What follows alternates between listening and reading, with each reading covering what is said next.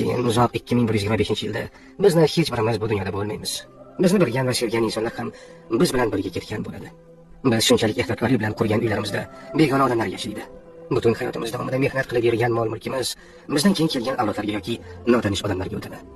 Ehtimol bizning nabiralarimiz yoki chevarlarimiz ham kim bo'lganimizni eslashmaydi. Axir kim o'zining katta bobosining yuzi yoki ismini eslaydi oladi. Biz ketganimizdan so'ng bir necha yil o'tib, do'stlarimiz va yaqinlarimiz ham biz haqimizda unutishadi. Yana bir necha 10 yillardan keyin esa suratlarimiz yo'qoladi.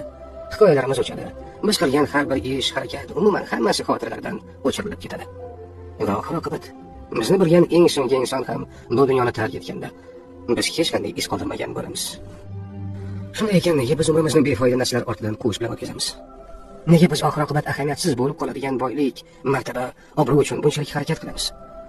Aslida haqiqatan ham muhim bo'lgan narsa bu yaqinlarimiz bilan birga o'tkazgan samimiy damlar, birgalikdagi sayrlar, iliq quchoqlar, sevimli insonlarimizga aytgan yaxshi gaplarimiz, qilgan amallarimiz va savob ishlarimiz.